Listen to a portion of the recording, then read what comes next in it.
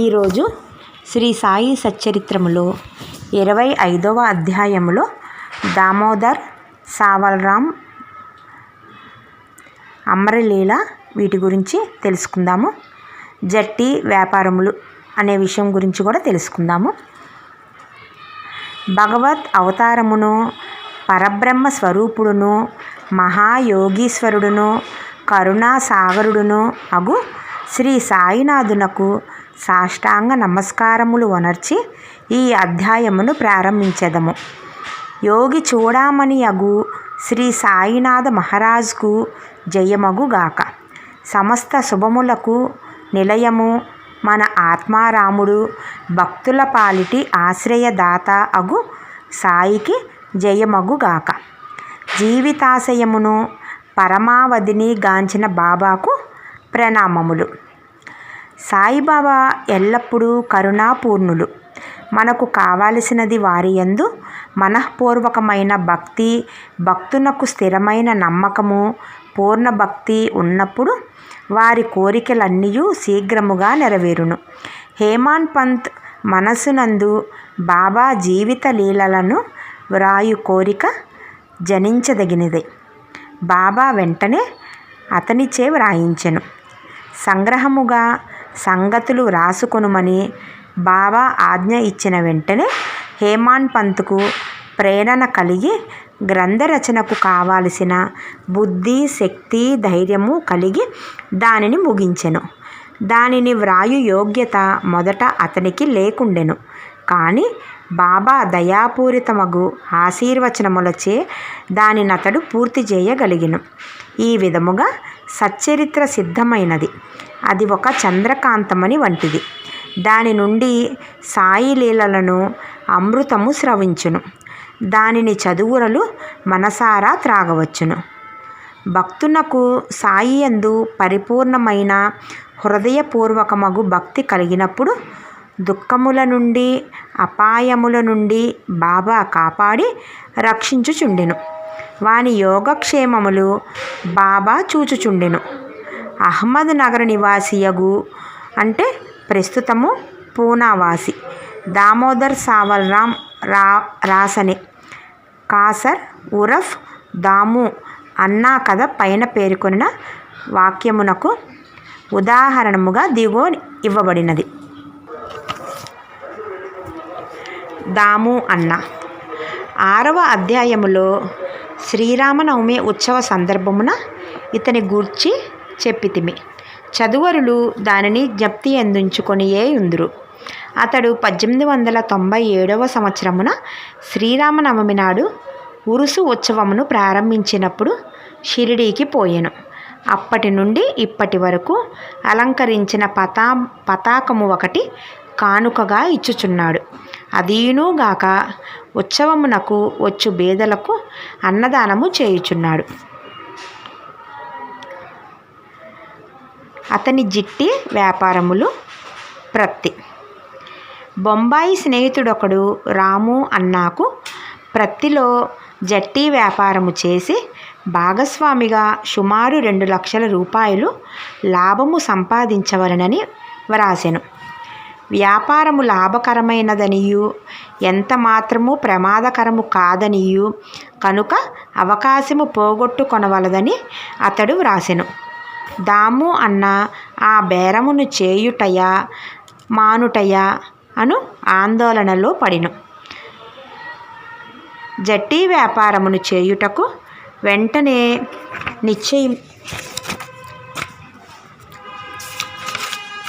నిశ్చయించుకొనలేకుండెను. దాని గూర్చి బాగుగా ఆలోచించి తాను బాబా భక్తుడొకటచే శ్యామాకి ఒక జాబు సవివరముగా వ్రాసి బాబాని అడిగి వారి సలహాను తెలుసుకోమనెను. ఆ మరుసటి దినము ఆ ఉత్తరము శ్యామాకు ముట్టెను. శ్యామ దానిని తీసుకొని మసీదుకు పోయెను. బాబా ముందర పెట్టెను. బాబా ఆ కాగితము ఏమని అడిగెను. సమాచారము ఏమనెను. శ్యామ అహ్మద్ నగర్ నుండి దాము అన్న ఏదో కనుగొనుటకు వ్రాసినాడు అనెను. బాబా ఇట్లనెను. ఏమి వ్రాయుచున్నాడు? ఏమి ఎత్తి వేయుచున్నాడు? భగవంతుడిచ్చిన దానితో సంతుష్టి చెందక ఆకాశమునకు ఎగుర ప్రయత్నించుచున్నట్లున్నది. వాని ఉత్తరము చదువుము అనగానే అని బాబా చెప్పెను. బాబా చెప్పినదే ఆ ఉత్తరములో కల సమాచారమని శ్యామ, దేవా, నేనిక్కడనే ప్రశాంతముగా కూర్చొని భక్తుల ఆందోళన పాలు చేసెదవు. వారు వ్యాకులగుటచే వారినిచట కీడ్చుకొని వచ్చెదవు. కొందరిని ప్రత్యక్షముగాను కొందరిని లేఖల రూపముగాను తెచ్చెదవు. ఉత్తరములోని సంగతులు తెలిసి నన్నేల చదువుమని బలవంత పెట్టుచున్నావు అనెను. బాబా, ఓ శ్యామ, దయచేసి చదువుము. నా నోటికి వచ్చినది నేను మాట్లాడేదను. నన్ను విశ్వసించు వారెవ్వరు అనెను. అప్పుడు శ్యామ ఉత్తరమును చదివెను. బాబా జాగ్రత్తగా విని కనికరముతో ఇట్లనెను. సేటుకు పిచ్చి ఎత్తినది. అతని గృహమందే లోటు లేదని వ్రాయుము. తనకున్న సగము రొట్టెతో సంతుష్టి చెందుమని వ్రాయుము. లక్షలు ఆర్జించుటకు ఆయాస పడవద్దని చెప్పుము. శ్యామ జవాబు పంపెను. దాని కొరకు ఆతురతో దాము అన్న కనిపెట్టుకొని ఉండెను. జాబు చదువుకొని అతడు తన ఆశ అంతయు అడియాశ అయినదనుకొనెను. కానీ స్వయముగా వచ్చి మాట్లాడుటకు ఉత్తరము వ్రాయుటకు తేడా కలదని శ్యామ వ్రాయుటచే తానే స్వయముగా షిరిడీ వెళ్ళి బాబాతో స్వయముగా మాట్లాడవలనని అనుకొనెను. అందుచే షిరిడీకి వెళ్ళెను. బాబాకు నమస్కరించెను. బాబా పాదములు ఒత్తుతూ కూర్చుండెను. అతనికి బాబాను బహిరంగముగా జట్టి వ్యాపారము గూర్చి అడుగుటకు ధైర్యము చాలలేదు. బాబా సహాయపడినచో వ్యాపారములో కొంత లాభము బాబాకి ఇచ్చినచో బాగుండు అనుకొనెను. ఇట్లు రహస్యముగా దాము అన్న తన మనసున అనుకొనెను. బాబాకు తెలియనిది ఏమీయూ లేదు. అరచేతనున్న ఉసిరికాయ వలె భూత భవిష్యత్ వర్తమానములు కూడా బాబా తెలిసినవారు. బిడ్డకు తీపి వస్తువులు కావలయును, కానీ తల్లి చేదు మాత్ర ఇచ్చును. తీపి వస్తువులు ఆరోగ్యమును చెరచును, చేదు మాత్ర ఆరోగ్యమును వృద్ధి చేయును. తల్లి తన బిడ్డ యొక్క మేలును కాంక్షించి బుజ్జగించి చేదు మాత్రలే ఇచ్చును.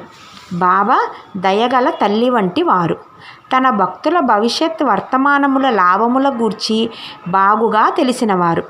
దాము అన్న మనసును కనిపెట్టి బాబా ఇట్లనెను. ప్రపంచ విషయములలో తగులుకొనుటకు నాకిష్టము లేదు. బాబా యొక్క అసమ్మతి గ్రహించి దాము అన్న ఆ పనిని మానుకొనెను. ధాన్యముల బేరము. పిమ్మట దాము అన్న ధాన్యము వ్యాపారము చేయ తలపెట్టెను. ఈ ఆలోచన కూడా బాబా గ్రహించి, నీవు 5 సేర్ల చొప్పున కొని 7 సేర్ల చొప్పున అమ్మవలసి వచ్చును కనుక నీ వ్యాపారము కూడా మానుకొనుము అనెను. కొన్నాళ్ళ వరకు ధాన్యము ధర హెచ్చుగానే ఉండును. కానీ 1 మాసము 2 మాసములు వర్షములు విశేషముగా కురిసెను. ధరలు హఠాత్తుగా పడిపోయెను. ధాన్యములు నిల్వ చేసిన వారెల్లా నష్టపడిరి. ఈ దురదృష్టము నుండి దాము అన్న కాపాడబడెను. ప్రతి జట్టి వ్యాపారము కూడా కూలిపోయెను. ఆ దళారి ఇంకొక వర్తకుని సహాయముతో వ్యాపారము చేసెను. మదుపు పెట్టిన వారికి గొప్ప నష్టము వచ్చెను. బాబా తనను 2 సార్లు గొప్ప నష్టముల నుండి తప్పించెనని దాము అన్నాకు బాబా యందు గల నమ్మకము హెచ్చెను. బాబా మహాసమాధి చెందు వరకు వారికి నిజమైన భక్తుడుగా ఉండెను. వారి మహాసమాధి పిమ్మట కూడా ఇప్పటి వరకు భక్తితో ఉన్నాడు. ఆమ్రలీల అంటే మామిడి పండ్ల చమత్కారము. ఒకనాడు 300 మామిడి పండ్లు పార్సిలు వచ్చెను. రాలే అను మామలతాదారు గోవా నుంచి శ్యామ పేరున ఆ పండ్లను బాబాకు పంపెను. అది తెరిచినప్పటికీ పండ్లన్నయూ బాగానే ఉండెను. అది శ్యామ స్వాధీనములో పెట్టిరి. అందులో 4 పండ్లు మాత్రమే బాబా కొలంబలో అంటే కుండలో పెట్టెను. బాబా ఈ 4 దాము అన్నాకు అవి అక్కడివే ఉండవలెనను. అవి అక్కడనే ఉండవలెను అనెను. దాము అన్నాకు 2 భార్యలు కలరు. కానీ అతనికి సంతానము లేకుండెను.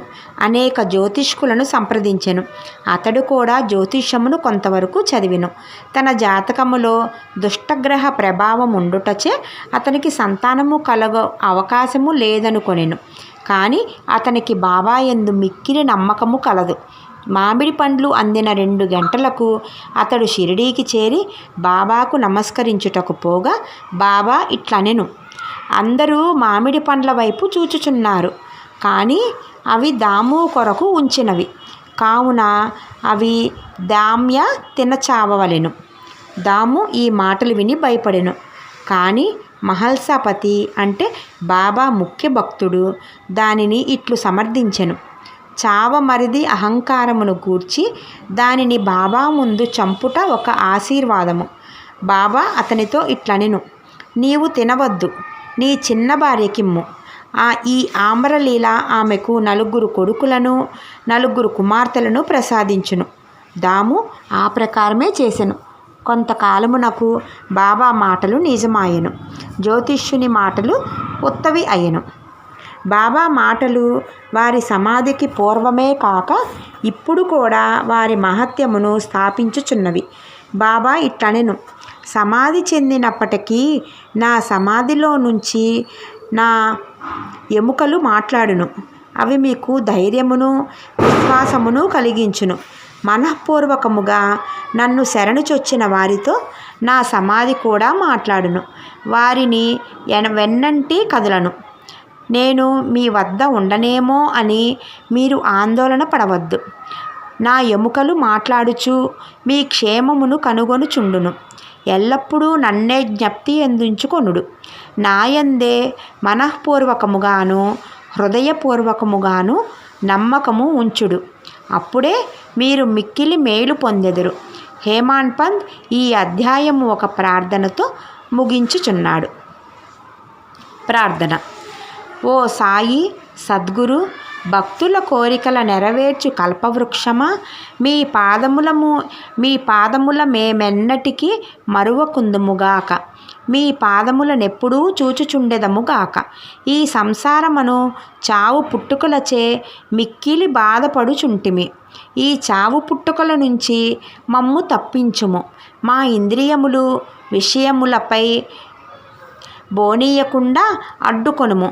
ఇంద్రియములు మనస్సు బయటకు పోవు నైజము ఆపనంత వరకు ఆత్మ సాక్షాత్కారమునకు అవకాశము లేదు. అంత్యకాలమున కొడుకు గాని భార్య గాని స్నేహితుడు గాని ఉపయోగపడడు. నీవే మాకు ఆనందమును మోక్షమును కలగచేయు వాడవు.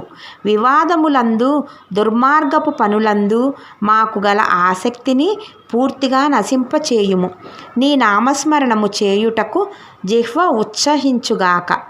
మా ఆలోచనలను అవి మంచివే అగుగాక చెడ్డవే అగుగాక తరిమివేయుము. మా గృహములను శరీరమును మరచునట్లు చేయుము. మా అహంకారమును నిర్మూలింపుము. నీ నామమే ఎల్లప్పుడూ జ్ఞప్తి ఉండేటట్లు చేయుము. తక్కిన వస్తువులన్నిటినీ మరచునట్లు చేయుము. మనశ్చంచల్యమును తీసివేయుము. దానిని స్థిరముగా ప్రశాంతముగా ఉంచుము. నీవు మమ్ములను గట్టిగా పట్టి ఉంచినచో ఆ అజ్ఞానాంధకారము నిష్క్రమించును. నీ వెలుతురు నందు మేము సంతోషముగా ఉండెదము. మమ్ములను నిద్ర నుండి లేపుము. నీ లీలామృతము త్రాగు భాగ్యము నీ కటాక్షము చేతను గత జన్మలలో మేము చేసిన పుణ్యము వలనను కలిగినది. నోటు. దాము అన్న ఇచ్చిన వాజ్మూలము ఈ సందర్భముగా గమనింపబడినది. ఒకనాడు అనేక మందితో, అంటే నేను కూడా బాబా పాదముల వద్ద కూర్చొని ఉన్నప్పుడు నా మనసున 2 సంశయములు కలిగెను. ఆ రెండిటికి బాబా ఇట్లు జవాబిచ్చెను. 1. సాయిబాబా వద్ద అనేక మంది గుమిగూడుచున్నారు. వారందరూ బాబా వలన మేలు పొందెదరా? దీనికి బాబా ఇట్లు జవాబిచ్చెను. మామిడి పండ్ల వైపు పూత పూసి ఉన్నప్పుడు చూడుము. పువ్వులన్నీయు పండ్లు అయినచో ఎంత మంచి పంట అగును. కానీ అట్లు జరుగునా పువ్వుగానే చాలా మటుకు రాలిపోవును. గాలికి కొన్ని పిందెలు రాలిపోవును, కొన్ని మాత్రమే మిగులును. రెండవ ప్రశ్న, ఇది నా గురించి అడిగినది. బాబా భౌతిక శరీరము విడిచిన పిమ్మట నా జీవితమనే ఓడని ఎట్లు నడపగలను? అది ఎటో కొట్టుకొని పోవునా? అయినచో నా గతి ఏమి? దీనికి బాబా జవాబిట్లు ఇచ్చెను. ఎక్కడైనను ఎప్పుడైనను నా గురించి చింతించినచో నేనక్కడనే ఉండేదను. 1918కి ముందు వారి వాగ్దానము ప్రకారము వారు నెరవేర్చుచుండిరి. 1918 తర్వాత కూడా నెరవేర్చుచున్నారు. ఇప్పటికీ నాతోనే ఉన్నారు. ఇప్పటికీ నాకు దారి చూపుచున్నారు. ఇది 1910 నుంచి 1911 కాలములో జరిగెను. నా సోదరులు వేరుపడిరి. నా సోదరి కాలధర్మము చెందెను. దొంగతనము జరిగెను. పోలీసు విచారణ జరిగెను. ఇవన్నీ నన్ను కల్లోలపరిచినవి. నా సోదరి చనిపోగా నా మనస్సు వికలమయ్యెను. నేను జీవితమున్న సుఖములను లక్ష్య పెట్టలేదు. నేను బాబా వద్దకు పోగా వారు ఉపదేశముతో శాంతింపచేసి అప్పా కులకర్ణి ఇంటిలో బొబ్బట్లతో విందుగావించిరి. నా నుదుట చందనము పూసిరి. నా ఇంటిలో దొంగతనము జరిగినది. నాకు 30 సంవత్సరముల నుండి ఒక స్నేహితుడుండెను. అతడు నా భార్య యొక్క నగల పెట్టి దొంగిలించెను. అందులో శుభమగు నత్తు అంటే నాసికాభరణము ఉండెను.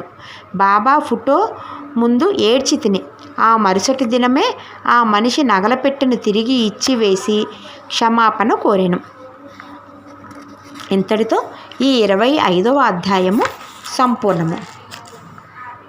రేపు 26వ అధ్యాయములో ఆంతరిక పూజ, భక్తవంతు, హరిశ్చంద్ర పెతలే, గోపాల అంబాడేకర్ గురించి తెలుసుకుందాము.